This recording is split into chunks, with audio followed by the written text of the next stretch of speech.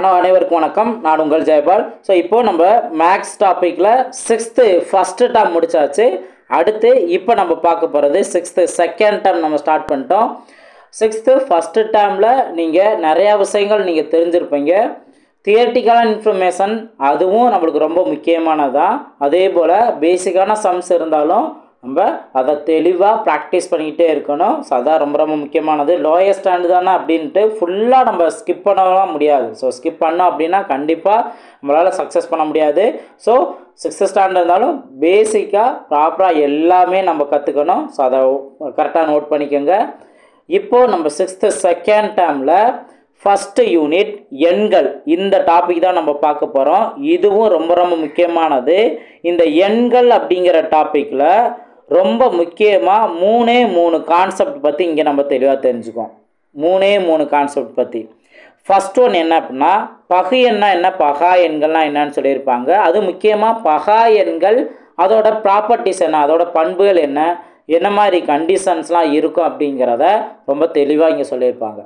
அடுத்து ரெண்டாவது ரொம்ப ரொம்ப முக்கியமான ஒரு பார்ட் என்ன அப்படின்னா, வகுபடும் தன்மை. இப்போது 2ஆல் வகுப்படும், 3ஆல் வகுப்படும். ஒரு நம்பர் வந்து 2ஆல் வகுப்படுமா, 3ஆல் வகுப்படுமா, அது 6ஆல் வகுப்படுமா, 8ஆல் வகுப்படுமா, 11ஆல் வகுப்படுமா, 9, இந்த மாதிரிலாம் ஒரு கேள்விகள் இருக்கும். தனியாக வகுப்படுமா அப்படின்னு கேட்குற கேள்வியும் இருக்குது.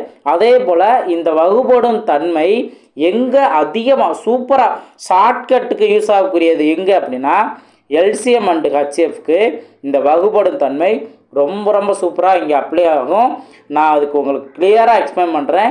டிவிசபிள் ரூலை வச்சு நீங்கள் எல்சிஎம் அண்டு ஹெச்எஃப்பை எந்த மாதிரி கொஸ்டினுக்கு இந்த டிவிசபிள் ரூலை வச்சு அப்ளை பண்ணலாம் அப்படின்னு கேட்டிங்கன்னா, இந்த மிகப்பெரிய 4 இலக்க எண், மிக சிறிய 5 இலக்க எண், சமமான மீதி வரக்கூடிய எண் என்ன, வெவ்வேறு மீதி தரக்கூடிய எண் என்ன, இந்த மாதிரி கான்செப்டில் எல்சிஎம் அண்டு ஹெச்எஃப்ல கேட்பாங்க.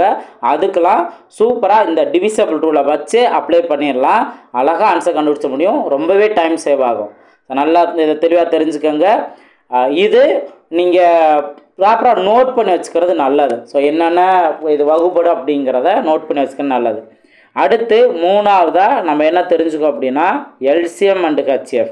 அதாவது இது ஹெச்எஃப் வேல்யூ, நெக்ஸ்ட்டு இது எல்சிஎம் வேல்யூ. இதை ரெண்டையும் நம்ம தெளிவாக தெரிஞ்சுக்கோம். அப்போ மொத்தம் இந்த எண்கள்ங்கிற கான்செப்டில் என்ன தெரிஞ்சுக்கோம், 3 பார்ட் நம்ம தெரிஞ்சுக்கோம். ஒன்று வேணால் நம்ம பார்க்கலாமா? ஸோ நீங்கள் பண்புகள் கொடுத்துருந்தாங்கன்னா அதையும் நல்லா தெளிவாக நோட் பண்ணணும். ஃபஸ்ட்டு அவங்க ஒற்றைப்படை என்ன, இரட்டைப்படை என்ன அப்படின்னு மென்ஷன் பண்ணியிருப்பாங்க.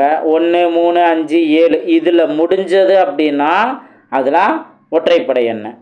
இரட்டைப்படை என்ன 0, 2, 4, 6, 8 இதில் முடிஞ்சுன்னா இரட்டைப்படை என்ன. அவ்வளோதான். இப்போ அடுத்தது சிம்பிளான ஒரு பாயிண்ட் தான். ஒன்றா நான் ஹைலைட் எது முக்கியமாக தேவை அதை தான் ஹைலைட் பண்ணியிருப்பேன், நோட் பண்ணி சொல்லுவேன். அதை ரெகுலராக நோட் பண்ணிக்கோங்க. இப்போது இரு ஒற்றை எண்களின் கூடுதலானது எப்போதும் அப்படின்னு சொல்லியிருக்காங்களா, இங்கேயே எக்ஸாம்பிள் கொடுத்துருக்காங்க. இப்போ 1ங்கிறது ஒரு ஒற்றைப்படை எண் தான், 3ங்கிறது ஒற்றைப்படை எண் தான். இதை கூட்டினா நம்மளுக்கு 4ன்னு கிடைக்குதுல்ல. 4ங்கிறது என்ன, ஒரு இரட்டைப்படை எண் தானே. அதே போல் எந்த 2 ஒற்றைப்படை எண்ணை கூட்டினாலும் நம்ம கண்டிப்பாக என்ன தான் கிடைக்கும், ஒரு ஈவன் நம்பர் இரட்டைப்படை எண் தான் கிடைக்கும். ஸோ அப்போது ஒரு இரட்டை எண் ஆகும். இதுதான் நீ தெரிஞ்சுக்கலாம். அடுத்து இரு ஒற்றை எண்களின் பெருக்கல் பலன். இப்போ 2 ஒற்றைப்படையை நம்ம கூட்டணும்னா ஈவன் நம்பர் கிடைக்குது, இரட்டைப்படை எண் கிடைக்குது. அதே 2ஐயும் பெருக்கணும்னா, அதாவது 2 ஒற்றைப்படை என்ன பெருக்குனா 5, 3 ஒற்றைப்படை எண் தானே. அதை மல்டிபிள் பண்ணால் 5 15. அப்போ இது என்ன கிடைக்குது, ஒற்றைப்படை எண் தானே. அப்போ 2 ஒற்றைப்படையை பெருக்குனா கண்டிப்பாக ஒற்றைப்படை எண் தான் கிடைக்கும். அதே இது 2 ஒற்றைப்படை எண்ணை கூட்டுனா இரட்டைப்படை எண் கிடைக்கும். இதெல்லாம் தியரிட்டிக்கல் நம்பரோ எக்ஸாமில் எதுவும் கொடுக்காம ஜஸ்ட் தியரிட்டிக்கலாக மட்டும் கேட்பாங்க. அங்கே தான் நம்ம கன்ஃபியூஸ் ஆகும். ஸோ இதை புரிஞ்சுக்காங்க. நெக்ஸ்ட்டு இப்போ அடுத்தது பாருங்கள், ஓர் ஒற்றை எண்ணையும் ஒரு இரட்டை எண்ணையும் கூட்டினால் எப்போதும் ஒற்றை எண்ணே கிடைக்கும். இதையும் நீங்கள் எக்ஸாம்பிள் வச்சே நீங்கள் அதை ட்ரை பண்ணி பார்த்துக்கலாம். இப்போ எக்ஸாம்பிள் ஒரு ஒற்றைப்படை என்ன 1ன்னு எடுத்துக்கோங்க, ஒரு இரட்டைப்படை என்ன அப்படின்னு கேட்டிங்கன்னா அது 2ன்னு எடுத்துக்கோங்க. இதை 2ஐயும் கூட்டினா நமக்கு 1 + 2 3 தானே. இது ஒற்றைப்படை எண் தானே, அதை தான் இங்கே சொல்லியிருப்பாங்க. அப்போ அதே போல் ஓர் ஒற்றை எண்ணையும் ஓர் இரட்டை எண்ணையும் பெருக்கினால் ஒரு இரட்டைப்படை எண் தான் கிடைக்கும். இதே நம்ம எடுத்துக்கோங்க. ஒற்றைப்படை எண் 1, இரட்டைப்படை எண் 2, இதை ரெண்டையும் மல்டிபிள் பண்ணால் நமக்கு 2ன்னு கிடைக்குது. 2ங்கிற ஒரு ஈவன் நம்பர் தானே, அப்போ அது ஒரு இரட்டைப்படை எண். அடுத்து 3 ஒற்றை எண்களை பெருக்கினால் எப்போதும் ஒற்றை எண்ணே கிடைக்கும். அப்போ 3 எண்ணை பெருக்கணும், அதாவது ஒரு ஒற்றை எண்ணையும் ஒரு இரட்டைப்படை எண்ணையும் பெருக்கினா இரட்டைப்படை எண் கிடைக்கும். அதே இது 3மே ஒற்றைப்படை எண். நம்ம முதல் 3 எடுத்துக்கலாமா, 1, 3, 5, இதை மல்டிபிள் பண்ணுங்க. இப்போ ஒரு 3 15 தான் இருக்குது. இப்போ இதே அடுத்தது கூட மல்டிபிள் பண்ணுங்க. 3 × 5 × 7 என்ன வரும், 7 35, 35 × 3 90, 15 105 தான். அப்போ இதுவும் வந்துட்டு என்னது, ஒரு ஒற்றைப்படை எண் தானே, 5ல் தானே முடியுது. அப்போ 3 ஒற்றைப்படை எண்ணை பெருக்கணும் அப்படின்னா நமக்கு ஒற்றைப்படை எண் தான் கிடைக்கும். இது சிம்பிளான ஒரு கான்செப்ட் தான். இதை நீங்கள் இப்படியே புரிஞ்சுக்கலாம். அல்லது நீங்கள் எக்ஸாம்களில் இந்த மாதிரி சென்டென்ஸை நீங்கள் பார்க்குறீங்க அப்படின்னா ஜஸ்ட் இந்த மாதிரி எக்ஸாமில் கூட வச்சு அப்போதைக்கு நீங்கள் செக் பண்ணிடலாம். புரிஞ்சுங்களா? நெக்ஸ்ட் கொஸ்டின் நெக்ஸ்ட்டு பார்ப்போம். இப்போ அடுத்தது இந்த முன்னி தொடர் இதெல்லாம் நம்ம ஆல்ரெடி நம்ம பார்த்ததான் மறுபடியும் தான் சொல்லியிருப்பாங்க. இப்போது காரணிகள் அப்படின்னு சொல்லியிருப்பாங்க. அதாவது ஃபேக்டர்ஸ் நம்ம மென்ஷன் பண்ணுறோம்ல. இப்போ ஒரு நம்பரை இப்போ 6ன்னு எடுத்துட்டோம்னா 6ங்கிற நம்பரை எதெல்லாம் வகுக்கும், 1ங்கிற நம்பர் வகுக்கும், 2ங்கிற நம்பர் வகுக்கும், 3ங்கிற நம்பர் வகுக்கும், 6ங்கிற நம்பர் வகுக்கும். அப்போ எந்தெந்த நம்பர்லாம் வகுக்குதோ அதெல்லாம் நம்ம என்ன சொல்லுவோம், காரணிகள், ஃபேக்டர்ஸ்ன்னு மென்ஷன் பண்ணோம். ஓகேவா?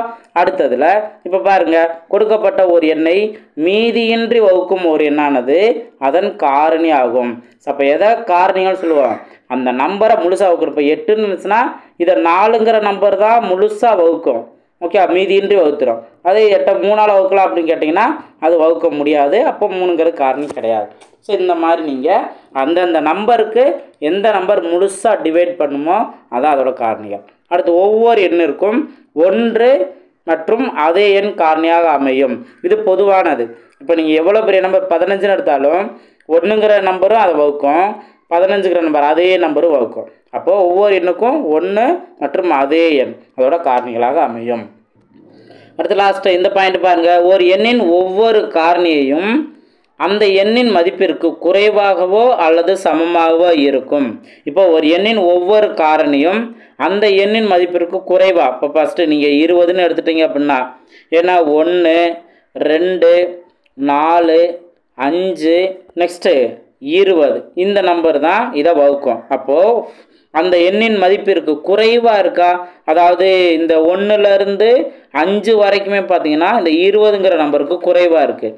அல்லது சமமாகன்னு சொல்லிட்டாங்கன்னா லாஸ்ட்டாக இன்னொரு நம்பர் மட்டும் சமமாக இருக்கும். அப்போ இந்த மாதிரி ஸ்டேட்மெண்ட்டை நீங்கள் புரிஞ்சுக்கணும்.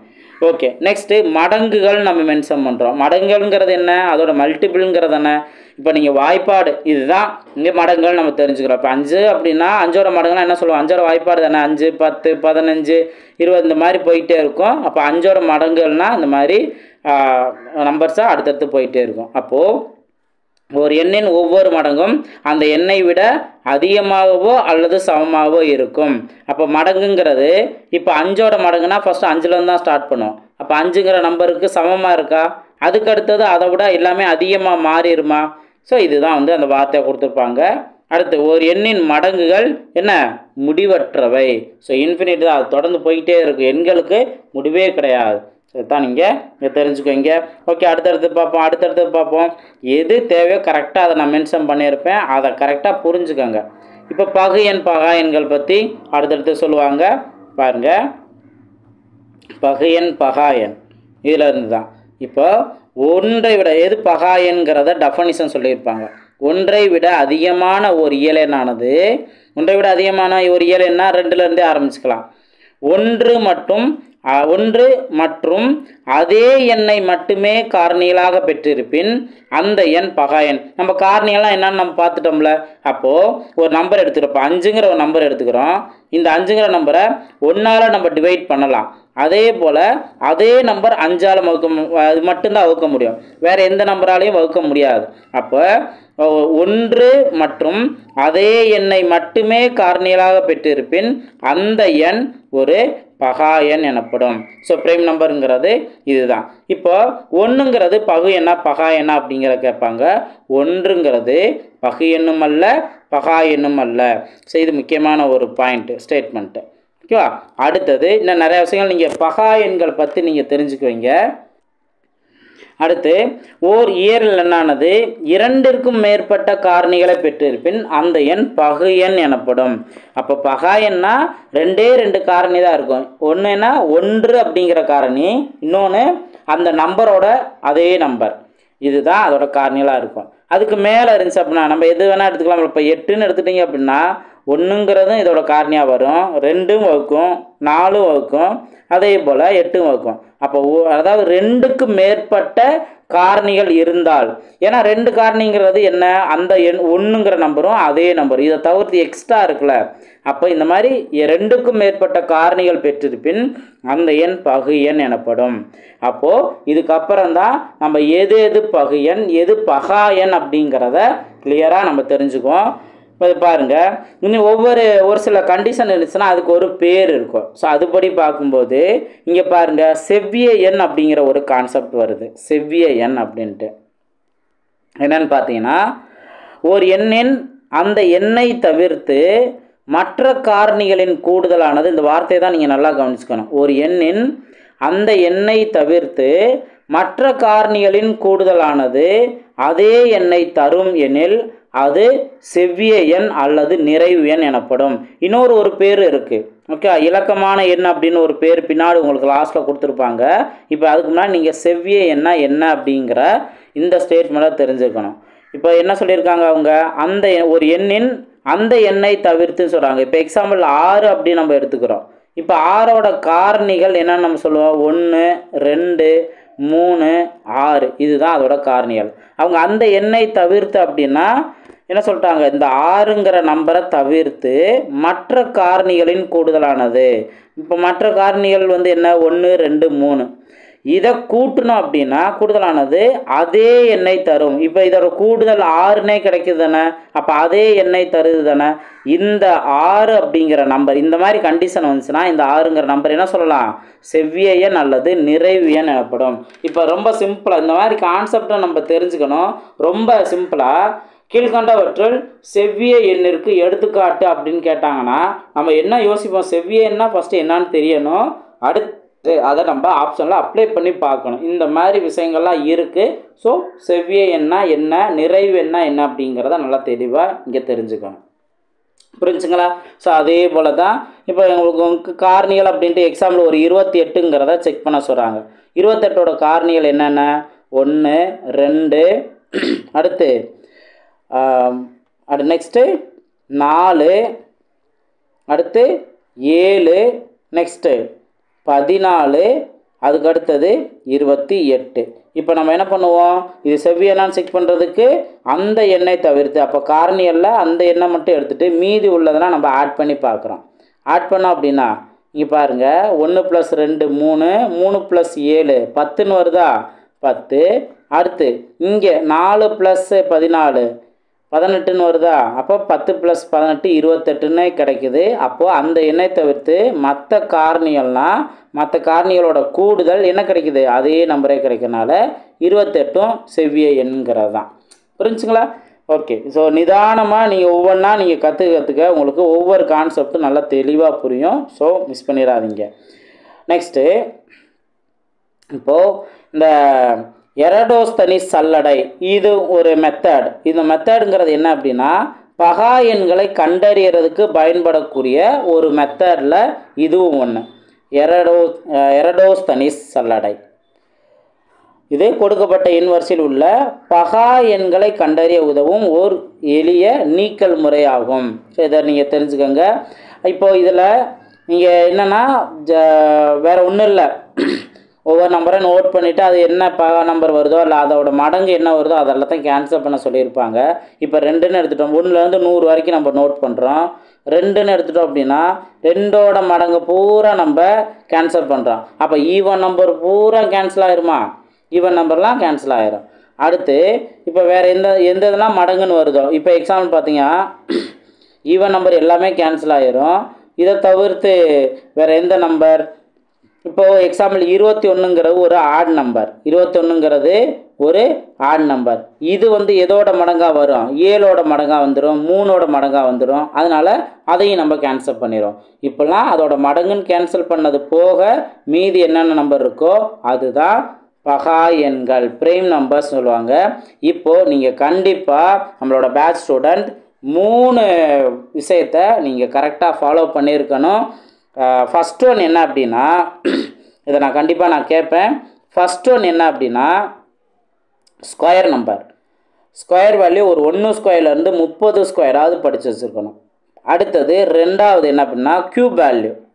க்யூப் வேல்யூ ஒரு 1 க்யூப்லேருந்து அட்லீஸ்ட் ஒரு 20 க்யூப் வரைக்குமாவது நீங்கள் படித்து வச்சுருக்கணும். அடுத்து மூணாவது ப்ரைம் நம்பர். இந்த பகா எண்கள்னு சொல்கிறோம்ல, ப்ரைம் நம்பர் நீங்கள் 1லேருந்து 100 வரைக்கும் உள்ள பகா எண்கள் நீங்கள் தெரிஞ்சு வச்சுருங்க.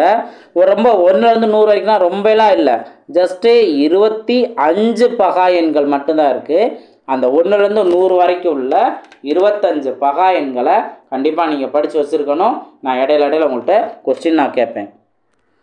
ஸோ இதில் பாருங்கள், ஸோ இங்கே இந்த ரவுண்ட் பண்ணியிருக்கிறதுனா 1லேருந்து 100 வரைக்கும் உள்ள பகா எண்கள் பாருங்கள். 2, 3, 5, 7. அடுத்தது 11, 13, 17, 19. அடுத்து 23, 29. நெக்ஸ்ட்டு 31, 37. அடுத்து 41, 43, 47. நெக்ஸ்ட்டு 53, 59. 61, 67. 71, 73, 79. 83, 89. 97. ஸோ இதுதான் நீங்கள் படித்து வச்சுருக்க வேண்டியது. இப்போ இதில் இன்னும் நீங்கள் ஒரு சில விஷயங்கள் நீங்கள் தெரிஞ்சுக்கோங்க. என்ன அப்படின்னு கேட்டிங்கன்னா, ஒரு 1லேருந்து 50 வரைக்கும் உள்ள பகா எண்கள் எத்தனை அப்படின்னு கேட்பாங்க. அப்போ 1லேருந்து 50க்குள்ளே அப்படின்னா 47 வரைக்கும் தான். ஸோ இது என்னன்னு கேட்டிங்கன்னா மொத்தம் 15 தான் இருக்கும். 1லேருந்து ஒரு 100க்குள்ளே 25 தான் இருக்குது. அதுலேயுமே பார்த்தீங்கன்னா 1லேருந்து 50க்குள்ளே பார்த்தீங்கன்னா 15 வந்துடும். அப்போ மீதி 51லேருந்து 100க்குள்ளே பார்த்தீங்கன்னா மீதி ஒரு 10 தான் இருக்கும். இதுதான் நீங்கள் தெரிஞ்சுக்க வேண்டியது. அப்போ 51லேருந்து நீங்கள் 100 வரைக்கும் நீங்கள் பார்த்தீங்கன்னா பேலன்ஸ் ஒரு 10 மட்டும்தான் இருக்கும். இதுதான் நீங்கள் தெரிஞ்சுக்கணும். கேள்வி எப்படிலாம் இருக்குன்னு பார்த்தீங்கன்னா, இடையில ஏதாவது ஒரு நம்பர் கொடுத்துருவாங்க. இப்போது 40லேருந்து 100 வரை உள்ள பகா எண்களோட எண்ணிக்கை என்ன அப்படின்னு கேட்பாங்க.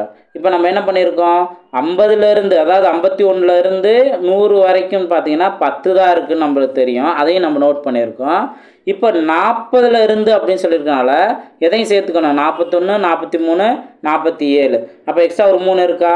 அப்போ மொத்தத்துக்கு அவங்க கேட்டிருக்க 40 to 100க்குள்ளே 13 ப்ரைம் நம்பர் தான் இருக்குது. இந்த மாதிரி அவங்க எது வேணாலும் கேட்கலாம். நம்ம ப்ரைம் நம்பர்ஸை கண்டிப்பாக நேரம் கிடைக்கும் போதெல்லாம் ரிவைஸ் பண்ணி வச்சுக்கிறது நல்லது.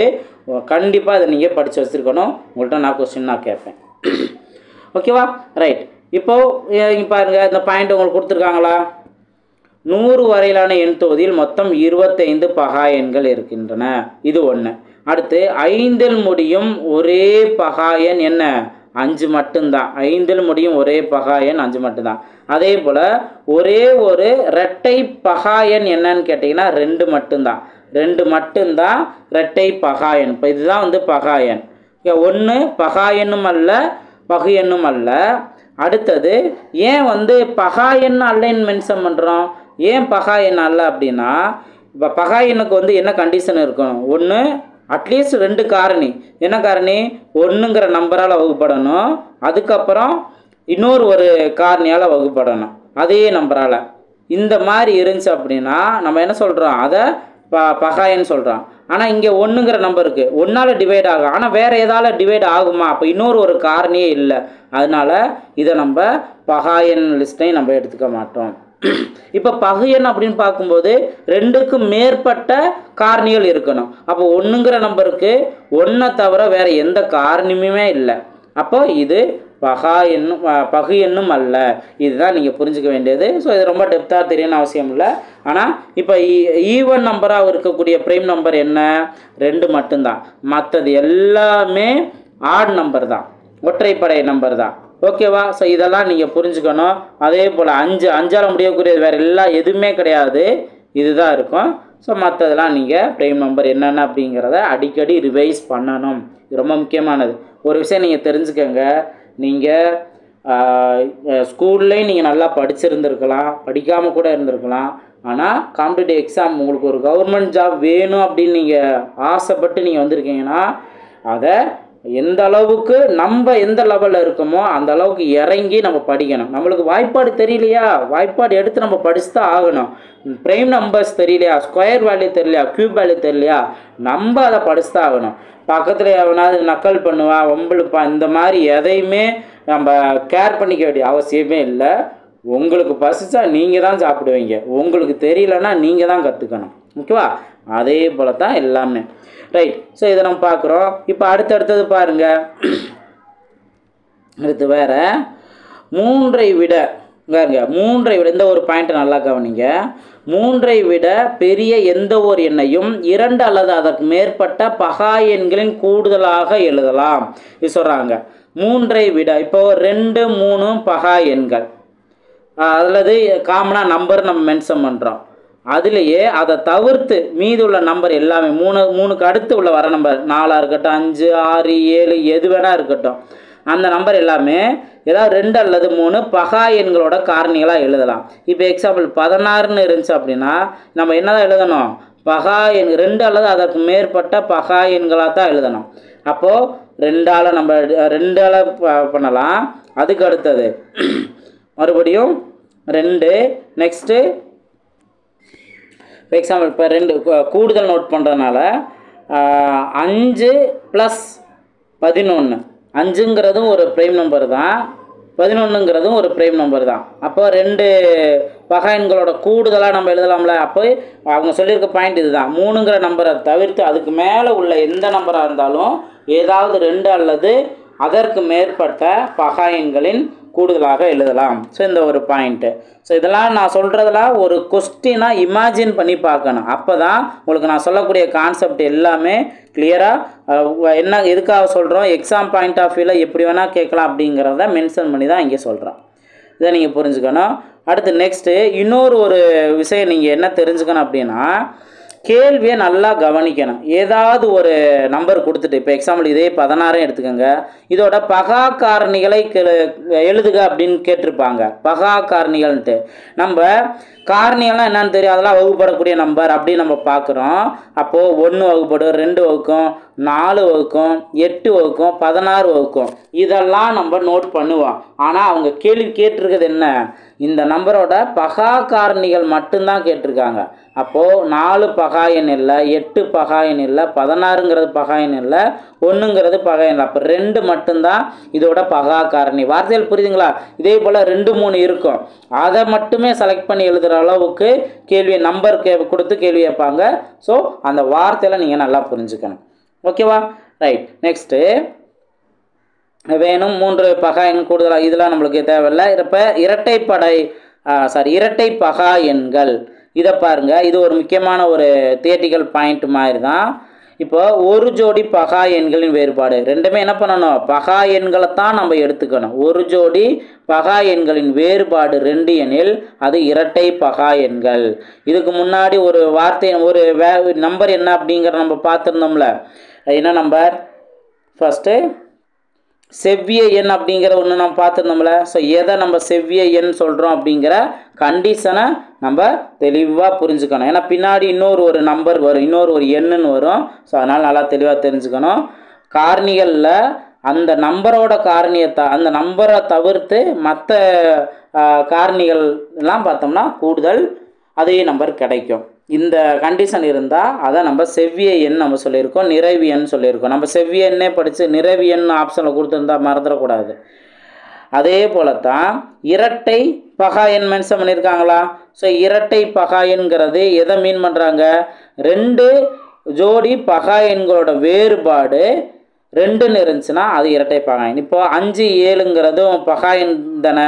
இந்த ஜோடியோட அதாவது அடுத்தடுத்த பகா எண், இந்த வார்த்தையை நீங்கள் கரெக்டாக புரிஞ்சுக்கணும். அடுத்தடுத்த பகா எண்களோட வேறுபாடு 2. அதே போல் 17, 19 இதோட வேறுபாடு 2 கிடைக்குதா?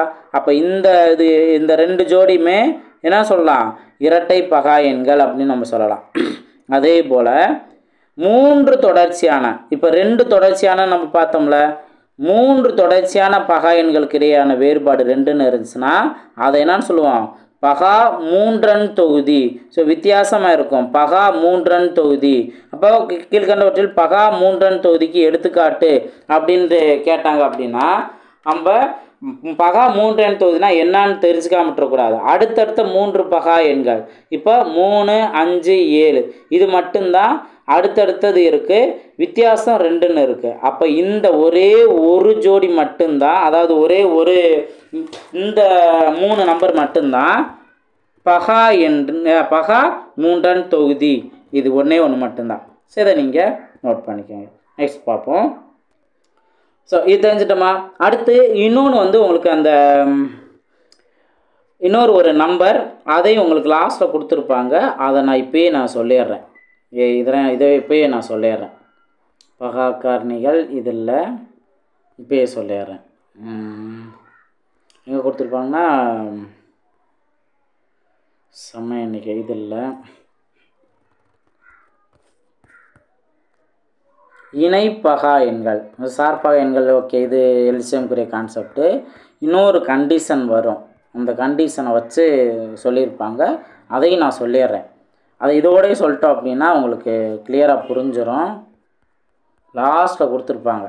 எஸ், இங்கே பாருங்கள். இரு எண்களில் ஒரு எண்ணின் காரணிகள் அந்த எண்ணை தவிர்த்து ஒரு எண்ணின் காரணிகளின் கூடுதலானது மற்றொரு எண்ணை தரும் எனில் அவை இணக்கமான எண்கள். வார்த்தை வித்தியாசமாக இருக்க. நம்ம செவ்விய எண் பார்த்தோம், நிறைவு எண் பார்த்தோம்.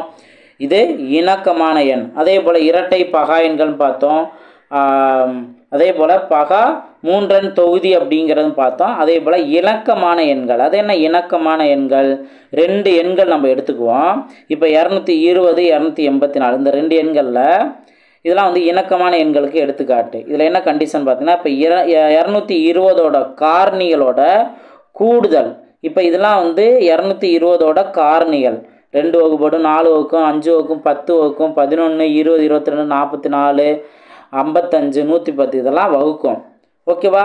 ஸோ இந்த காரணிகள் பார்த்தீங்கன்னா, அதான் 220ஐ தவிர்த்து, அந்த எண்ணை தவிர்த்து சொன்னாங்கன்னா 220ங்கிறது இதோட காரணி தான். ஆனால் இதை தவிர்த்து மற்ற காரணிகளோட கூடுதல் பார்த்தீங்க அப்படின்னா இன்னொரு ஒன்று எண்ணு. அப்போ இந்த 284 சொன்னோம்ல, அந்த எண்ணு கிடச்சிருது.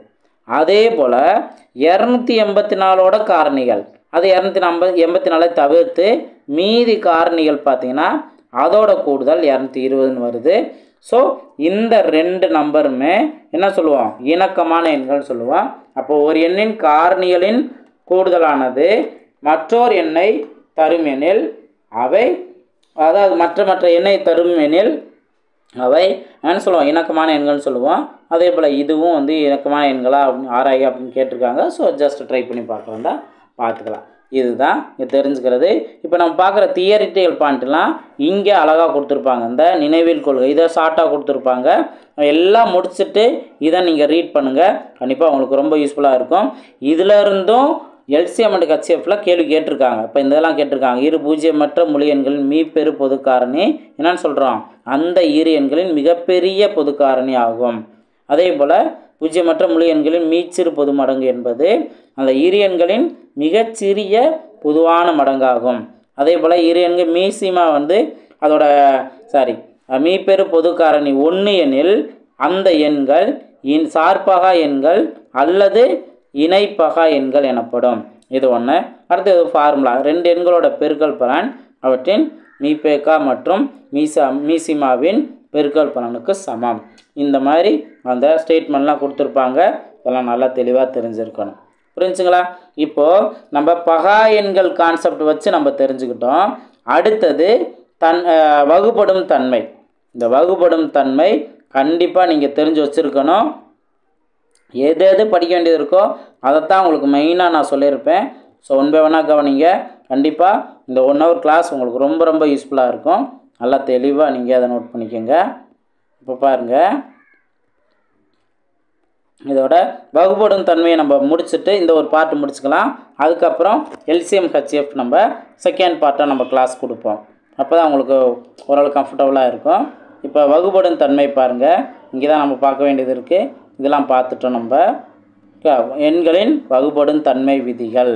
இதில் மொத்தம் நீங்கள் எந்தெந்த நம்பருக்கெலாம் வகுபடும் தன்மை நீங்கள் பார்ப்பீங்கன்னா 2ங்கிற நம்பர், இந்த நம்பரோட ரூல் என்னன்னு தெரிஞ்சுக்கோங்க. அடுத்து 3, 4, 5 6 7 நீங்கள் பார்க்க மாட்டீங்க, அது நார்மல் மெத்தட் தான். 8 9 10 11 இந்த நம்பருக்கு தான் நீங்கள் வகுப்படும் தன்மையெல்லாம் பார்ப்பீங்க. அப்போ ஒரு பெரிய நம்பர் கொடுத்துட்டு ஏதாவது ஒரு 5 டிஜிட் 4 டிஜிட் 3 டிஜிட் சம்திங் எவ்வளோ பெரிய டிஜிட்டாக இருந்தாலும் சரி, அந்த நம்பர் இப்போ 8ஆல் வகுப்படுமா 9ஆல் வகுப்படுமா இந்த மாதிரி கேட்பாங்க. ஸோ அப்போ இந்த ரூல்ஸ் தெரிஞ்சிருந்தால் தான் நம்மளால் ஃபாஸ்ட்டாக செக் பண்ண முடியும். இப்போ ஃபஸ்ட்டு வகுப்படும் தன்மை பாருங்கள். 2ஆல் வகுப்படும் தன்மைங்கிறது ஈஸி தான். Last digit okay unit digit even நம்பராக இருந்துச்சு அப்படின்னா, 1ஆம் இலக்கம் ஈவன் நம்பராக இருந்துச்சு அப்படின்னாவே அந்த எண் 2ஆல் வகுப்படும். ஸோ இது பிரச்சனையே இல்லை. இப்போ அடுத்தது பாருங்கள். இப்போ எக்ஸாம்பிளாக கொடுத்துருப்பாங்க, நீங்கள் அதை ட்ரை பண்ணி பார்த்துக்கலாம். அடுத்து 3ஆல் வகுப்படும் தன்மை. 3ஆல் வகுப்படும் தன்மைங்கிறதுக்கு என்ன? ஒரு எண்ணின் இலக்கங்களின் கூடுதல் 3ஆல் வகுப்படும் எனில் அந்த எண் 3ஆல் வகுப்படும். ஒரு எண் பெரிய எண் கொடுத்துருப்பாங்க. அப்போ இந்த மாதிரி ஒரு பெரிய எண் கொடுத்துருக்காங்க, அதை 3ஆல் வகுப்படுமான்னு கேட்டாங்கன்னா ஃபஸ்ட்டு இங்கே இருக்க எல்லா நம்பரையும் தனித்தனியாக கூட்டிடணும். கூட்டிட்டோம் அப்படின்னா நம்மளுக்கு 21 கிடைக்குது. இந்த நம்பர் 3ஆல் வகுப்பட்டுச்சு அப்படின்னா அந்த பெரிய நம்பரும் 3ஆல் வகுப்படும். இதுதான் 3ஆல் வகுப்படும் தன்மைக்கான 3ஆல் வகுப்படக்கூடிய நம்பருக்கான ரூல்ஸ். ஓகேவா? ஸோ டிவிசபிள் ரூல் நம்ம தெளிவாக தெரிஞ்சிருக்கணும். 3ஆல் வகுப்படும் தன்மைக்கு என்ன, அது 3 அப்படின்னா கொடுத்துருக்க நம்பரை அது தனித்தனியாக எல்லாத்தையும் நம்ம கூட்டிடணும். அதே போல மற்றது நீங்கள் ட்ரை பண்ணி பார்த்துக்கலாம். அடுத்தது 5ஆல் வகுப்படும் தன்மை. 5ஆல் வகுப்படும் தன்மைக்கு ரொம்ப ரொம்ப சிம்பிளானதான். அதோட யூனிட் டிஜிட் 1ஆம் இலக்கம் ஒன்று 0ல் முடியணும் அல்லது 5ல் முடியணும். அதுதான் 5ஆல் வகுப்படும் தன்மைக்கு. இப்போ எக்ஸாம்பிள் இந்த வேல்யூ வருது அப்படின்னா லாஸ்ட்டில் 5ன்னு முடியுதா, அப்போ இது கண்டிப்பாக 5ஆல் டிவைட் ஆகும். இதை நீங்கள் தெரிஞ்சுக்கலாம். அதை மற்றதெல்லாம் ப்ராக்டிஸ்லாம் கொடுத்துருப்பாங்க, நீ பண்ணலாம். அடுத்து 4ஆல் வகுப்படும் தன்மை. இனிமேல் தான் நல்லா தெளிவாக தெரிஞ்சுக்கணும். 4ஆல் வகுப்படும் தன்மைக்கு 2 ரூல் இருக்குது. 2 ரூல்ஸ் இருக்குது. ஃபஸ்ட்டு ரூல் என்ன அப்படின்னா, ஒரு நம்பர் கொடுத்துருக்காங்கன்னா அதில் கடைசி 2 இலக்கங்கள் 4ஆல் வகுப்பட்டுச்சுன்னா, இப்போ ஒரு 3512ன்னு கொடுத்துருக்காங்க, இது 4ஆல் வகுப்படும்னா நீங்கள் லாஸ்ட்டு 2 நம்பரை மட்டும் எடுத்துகிட்டு இது 4ஆல் டிவைட் ஆகுமா அப்படின்னு கேட்டிங்கன்னா டிவைட் ஆகும். ஸோ அப்போது இந்த ஹோல் நம்பருமே டிவைட் ஆகும் அப்படின்னு நம்ம எடுத்துக்கலாம். இது ஃபஸ்ட் ரூல் புரிஞ்சுங்களா? லாஸ்ட்டு 2 டிஜிட்டு இது 4ஆல் வகுப்படுமான்னு நம்ம பார்த்துக்கலாம். அடுத்தது இன்னொரு ரூல் என்ன அப்படின்னா, கடைசி 2 இலக்கங்கள் 0ங்களாக இருந்தாவே அது 4ஆல் வகுப்படும். இப்போ எக்ஸாம்பிள் பார்த்தோம்னா ஒரு 4200ன்னு இருக்குது. இப்போ லாஸ்ட் 2 டிஜிட் 0 தானே, இந்த மாதிரி லாஸ்ட் 2 டிஜிட் 0ன்னு இருந்தாவே இந்த ஹோல் நம்பரே என்னவாகும், 4ஆல் டிவைட் ஆகிரும். ஸோ அப்போது 2வது ரூல் லாஸ்ட் 2 டிஜிட் 0. இதுதான் 4ஆல் வகுப்படும் தன்மைக்கான ரூல்ஸ். இதை நல்லா நீங்கள் நோட் பண்ணி வச்சுருக்கணும். எங்கே அப்ளை பண்ணணும், எந்த மாதிரி இடங்கள்லாம் யூஸ் ஆகும் அப்படிங்கிறத நீங்கள் பாருங்கள், கெஸ் பண்ணி பாருங்கள். ஒரு பெரிய நம்பர், இப்போ கூட்டு வட்டியிலே பாருங்கள், ஒரு பெரிய நம்பர் மேலே இருக்கும், கீழே 4ங்கிறது இருக்கலாம், 5ங்கிறது இருக்கலாம், அல்லது 7 ஏதாவது சம்திங் ஒரு நம்பர் இருந்துச்சு அப்படின்னா அந்த மேலே இருக்க நம்பரை இந்த 4ஓ 8ஓ இந்த மாதிரிலாம் வகுக்குமா அப்படின்னு நம்ம செக் பண்ணுறதுக்கு என்ன, இந்த ரூல் அப்ளை பண்ணலாம்ல. இது ஒன்று. அதே போல் நான் இதுக்கு முன்னாடி சொன்ன மாதிரி எல்சிஎம் அண்ட் ஹெச்எஃப் கான்செப்ட்டுக்கும் யூஸ் ஆகும். இதுதான் ரொம்ப பெனிஃபிட் இதில் இருக்குது. அதனால தான் நான் ரொம்பவே இம்பார்ட்டன்ட் கொடுத்து இதை நான் சொல்லிக்கிட்டே தான் இருக்கேன். நீங்கள் நினைக்கலாம், ஏன் இதை நீங்கள் அசால்ட்டாக நீங்கள் எடுத்துகிட்டு இதை நீங்கள் கவனிக்காமல் விட்டுட்டீங்க அப்படின்னா, நான் எல்சிஎம் அண்ட் ஹெச்எஃப்ல சூப்பரான ஷார்ட்கட்டை வச்சு ஃபாஸ்ட்டாக நான் ஆன்சர் கண்டுபிடிப்பேன். அப்போ நீங்கள் இதை கற்றுக்காதவங்க யோசிப்பாங்க, சார் இது எப்படி ஃபாஸ்ட்டாக போட்டார், இதெல்லாம் எங்களுக்கு தெரியாது, இதெல்லாம் மிஸ் பண்ணிட்டோமே அப்படின்ட்டு நீங்கள் யோசிப்பீங்க. ஸோ அதனால் நல்லா தெளிவாக அதை நீங்கள் நோட் பண்ணிக்கோங்க. அடுத்தது 6ஆல் வகுப்படும் தன்மை. 6ஆல் வகுப்படும் தன்மை. இப்போ 5ஆல் வகுப்படுங்கிறதா லாஸ்ட்டில் 0 5 பார்த்துட்டோம்ல. 6ஆல் வகுப்படும் தன்மைங்கிறதுக்கு என்ன அப்படின்னா ரொம்ப சிம்பிளானதான். 6ஐ நம்ம எப்படி பிரிக்கலாம், 2 × 3ன்னு பிரிக்கலாம்ல. அப்போது நம்ம 2 ரூலை அப்ளை பண்ணணும். 2ஓட டிவிசபிள் ரூலே அப்ளை பண்ணணும், 3ஓட டிவிசபிள் ரூலே அப்ளை பண்ணணும். ரெண்டுமே அப்ளிகபிள் ஆனால் மட்டும்தான் அந்த பர்டிகுலர் நம்பர் 6ஆல் டிவைட் ஆகும். இது தெரிஞ்சுக்கிறோம். இப்போ எக்ஸாம்பிள் இப்போ இந்த நம்பரே நீங்கள் எடுத்துக்கோங்க, 6552. இப்போ 2ஆல் டிவைட் ஆகுமான்னு செக் பண்ணணும்ல. ஈவன் நம்பர் வந்தாவே 2ஆல் டிவைட் ஆயிரும். 3ஆல் டிவைட் ஆகுமான்னு செக் பண்ணுறதுக்கு என்ன பண்ணணும், எல்லாத்தையும் கூட்டிடணுமா. 10 + 8 18. அப்போ 18 3ஆல் டிவைட் பண்ணு தானே. அப்போது 2ஆலும் டிவைட் ஆகுது, 3ஆலும் டிவைட் ஆகுது. அப்போது இந்த ஹோல் நம்பரே 6ஆல் டிவைட் ஆகும். இந்த மாதிரி தான் நீங்கள் தெரிஞ்சுக்கணும். இப்போ 7ஆல் வகுப்படும் தன்மைக்கு ரூல் இருந்தாலுமே கூட அது என்ன, அது கொஞ்சம் டைம் எடுக்கும், கன்ஃபியூஸ் ஆகும். அதனால் நார்மல் மெத்தடே 7ஆல் வகுப்படும் தன்மைக்கு யூஸ் பண்ணிக்கலாம் அப்படின்னு சொல்லிட்டாங்க. அடுத்தது 8ஆல் வகுப்படும் தன்மை. அதுக்கான ரூல் பாருங்கள். இப்போது 4ஆல் வகுப்படும் தன்மைக்கு எப்படி நம்ம 2 ரூல் பார்த்தோமோ, லாஸ்ட்டு 2 டிஜிட்டும் லாஸ்ட்டு 2 டிஜிட் 0வாக இருந்தாலும் அதே போல் தான் 8ஆல் வகுப்படும் தன்மைக்கும் 2 ரூல். லாஸ்ட்டு 3 டிஜிட் நம்ம பார்ப்போம். Last 3 digit. 4ஆல்னா லாஸ்ட்டு 2 டிஜிட்டு, 8ஆல்னா லாஸ்ட்டு 3 டிஜிட். அதே போல் என்ன ஆகும், லாஸ்ட்டு 3 டிஜிட் 3 0 இருந்தாலும் அது 8ஆல் டிவைட் ஆகும். இங்கே எப்படி நம்ம 2 0ன்னு பார்த்தோம், அதே போல் இங்கே 3 0ன்னு இருந்தாலும் அது 8ஆல் டிவைட் ஆகும். அப்போ ஒரு பெரிய நம்பர் இருந்துச்சுன்னா நீங்கள் அது எல்லாமே எடுக்கணும் அவசியம் இல்லை. 8ஆல் வகுக்கிறதுக்கு லாஸ்ட் 3 டிஜிட்டை மட்டும் நீங்கள் செக் பண்ணலாம். அதே போல் லாஸ்ட் 3 0 வந்தாவே அது 8ஆல் வகுப்படுங்கிறத கன்ஃபார்மாக நீங்கள் தெரிஞ்சுக்கலாம். 9ஆல் வகுப்படும் தன்மை இது ரொம்ப ரொம்ப இம்பார்ட்டண்டானது. நீங்கள் எல்சிஎம் அண்ட் ஹெச்எஃப் எடுத்துட்டீங்க அப்படின்னாவே மேக்ஸிமம் இந்த 9ஓட டிவிசபிள் ரூல் வர்றது மாதிரியே இருக்கும். கேள்விகள் மேக்ஸிமம் பார்த்தீங்கன்னா 9ஓட டிவிசபிள் ரூல் கிட்டத்தட்ட 90% வர்ற மாதிரி நம்பர்ஸ் தான் இருக்கும். இந்த 9ஆல் வகுப்படும் நம்பரை ஈஸியாக ரொம்ப ரொம்ப ரொம்ப ஈஸியாக கண்டுபிடிச்சிடலாம். எப்படிங்கிறத நான் 1 by 1 நான் சொல்கிறேன். இப்போது இதுக்கு ஒரு ரூல், மொத்தம் 2 ரூல் சொல்லியிருப்பாங்க. ஒரு ரூல் இங்கே சொல்லியிருப்பாங்க, இன்னொரு ரூலையும் நான் சொல்கிறேன், நல்லா தெளிவாக தெரிஞ்சுக்கங்க.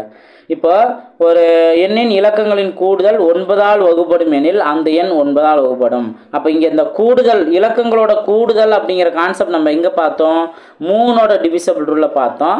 அதே போல் தான் இங்கேயும் இலக்கங்களோட கூடுதல் 9ஆல் டிவைட் ஆனிச்சு அப்படின்னா அந்த நம்பர் 9ஆல் வகுப்படும். இப்போ எக்ஸாம்பிள் இந்த நம்பர் 9567 கொடுத்துருக்காங்க, எல்லாத்தையும் கூட்டினா 27, 27ங்கிற நம்பர் 9ஆல் வகுப்படும்.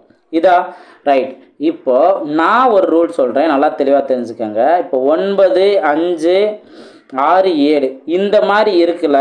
ஸோ இதில் நீங்கள் இப்படி நம்பரையும் எடுத்துட்டாலும் சரி, அல்லது இப்போ ஒரு நம்பர் நான் சொல்கிறேன், 9, 4, 5, 3, 6, 8, 1 இந்த மாதிரி ஏதாவது ஒரு சம்திங் நம்பர் இருக்குது. ஓகேவா?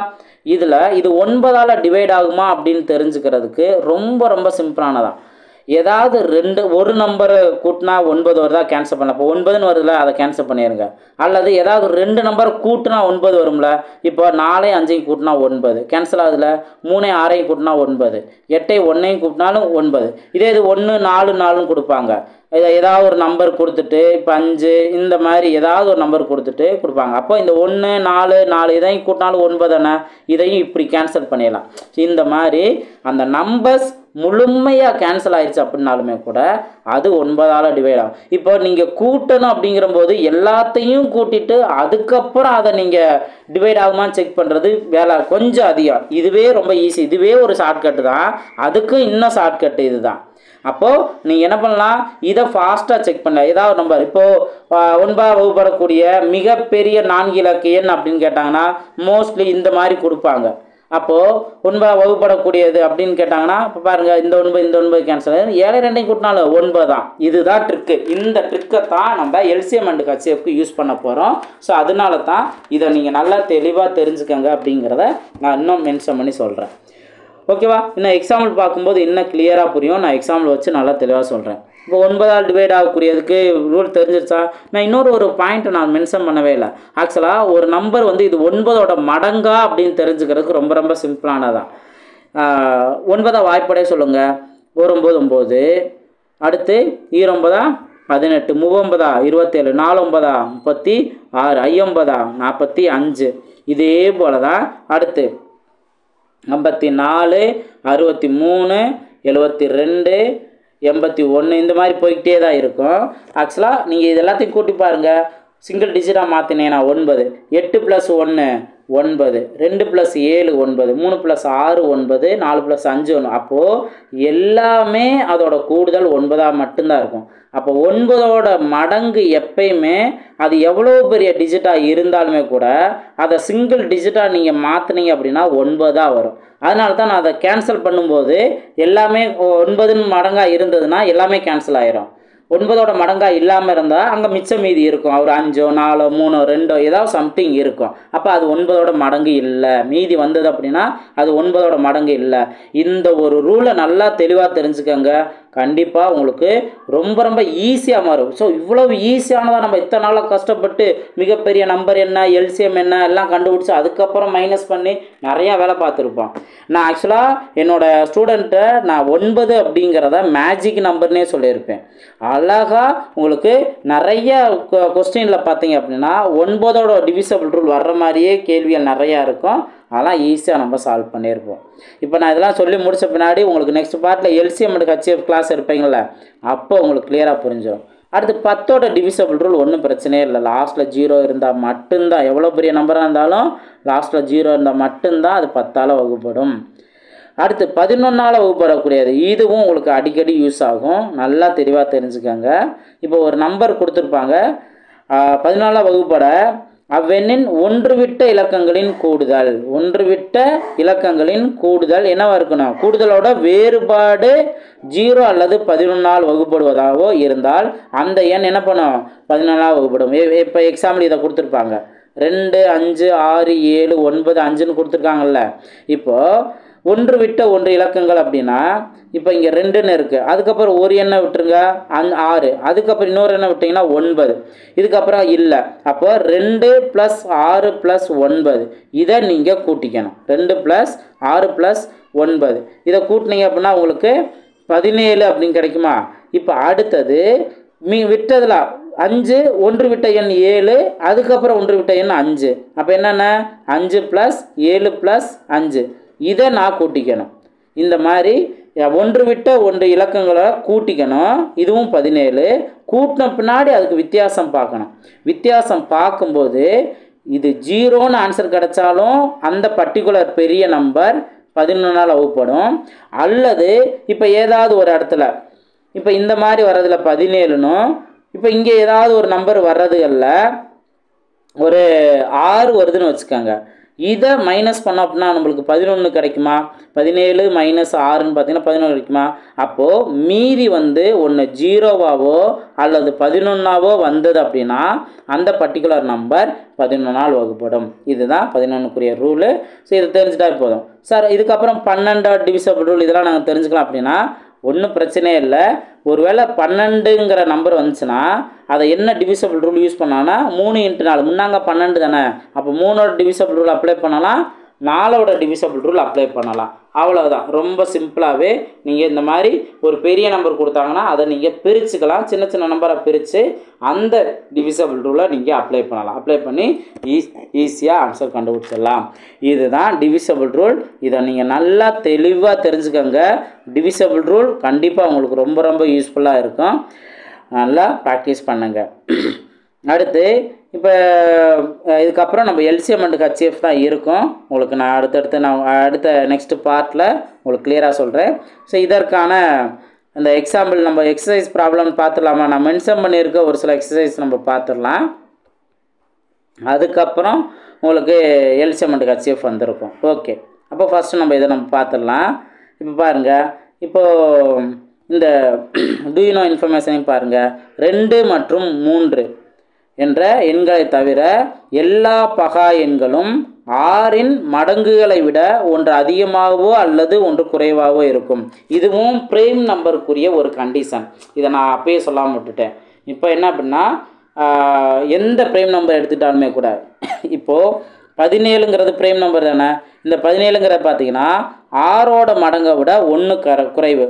6ஓட மடங்குனா 6 × 3 18ன்னு வருமா? 12 விட 1 குறைவு. ஓகே, அதே இது நீங்கள் வேறு எந்த இது வேணால் எடுத்துக்கலாம். இப்போ 19ன்னு எடுத்துட்டீங்க அப்படின்னா 6ஓட மடங்கை விட 1 அதிகம். அதே போல் தான் இன்றைக்கி 23ன்னு எடுத்துக்கோங்க. 23 பார்த்தீங்கன்னா 6ஓட மடங்கை விட 1 கம்மியா?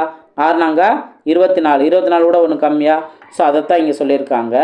எல்லா பகா எண்களுமே, அதாவது 2ஐயும் 3ஐயும் தவிர்த்து மற்ற எல்லா பகா எண்களுமே 6இன் மடங்களை விட ஒன்று அதிகமாகவோ அல்லது குறைவாகவோ இருக்கும். இதுதான் சொல்லியிருக்க பாயிண்ட்டு.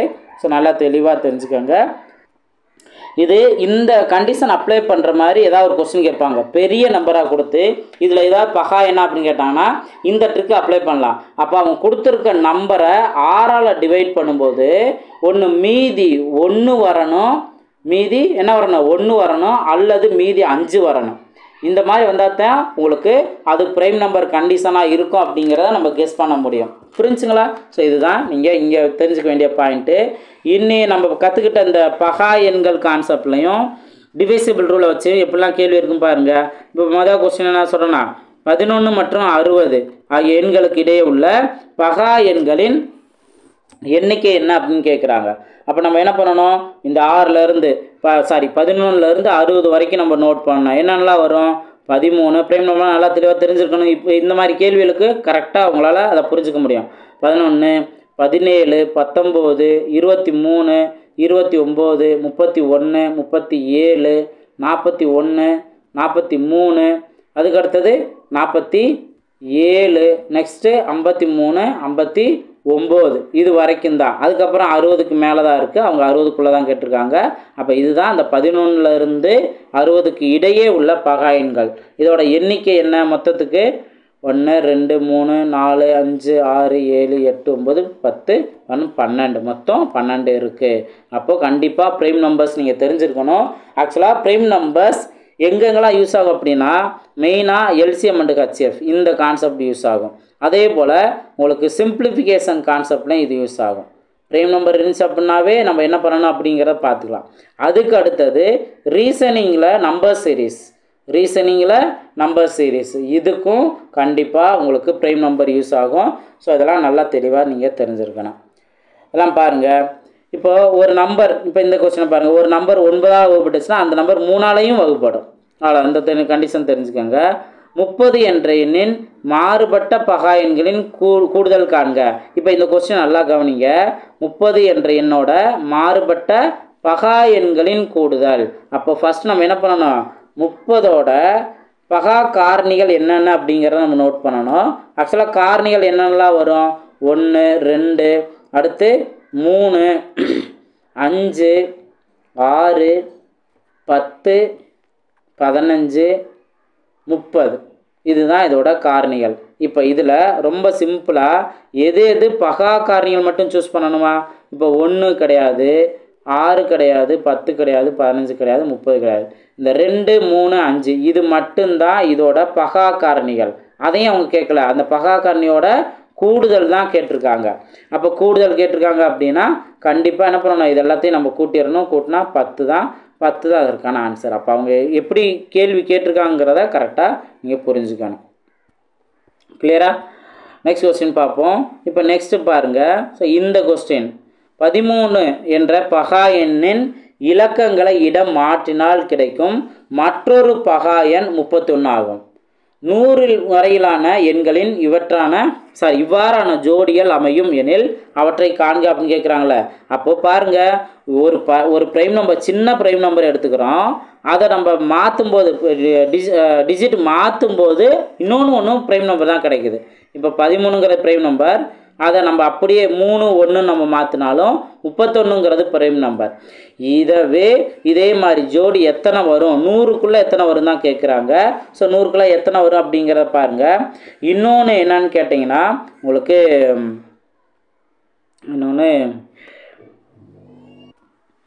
இதுக்கடுத்து 17 வரும். 17 71 இதுவும் அதே போல் தான். ஜோடியை நம்ம மாற்றணும் அப்படின்னாலுமே ப்ரைம் நம்பர்.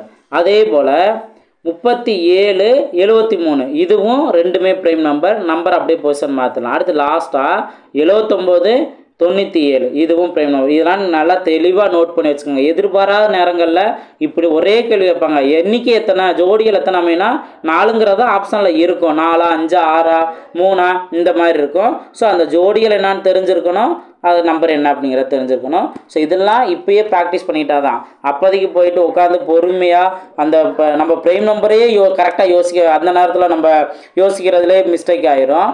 அது போக இந்த ஜோடி அவங்க கேட்டிருக்க கண்டிஷன் எது வரும் அப்படிங்கிறதும் கன்ஃபியூஸ் ஆயிரும். ஸோ நல்லா தெளிவாக நான் நோட் பண்ணிக்கோங்க. நெக்ஸ்ட் பார்ப்போம். நெக்ஸ்ட் பாருங்கள். ஸோ ஒரு பஸ்ஸில் கொஸ்டின் மாதிரியே கேட்டிருப்பாங்க. நான் ஓர் ஈரிலக்க பகா எண், எனது இலக்கங்களின் கூடுதல் 10, மேலும் நான் 57 என்ற எண்ணின் ஒரு காரணி ஆவேன், நான் யார் அப்படின்னு கேள்வி கேட்டிருக்காங்க.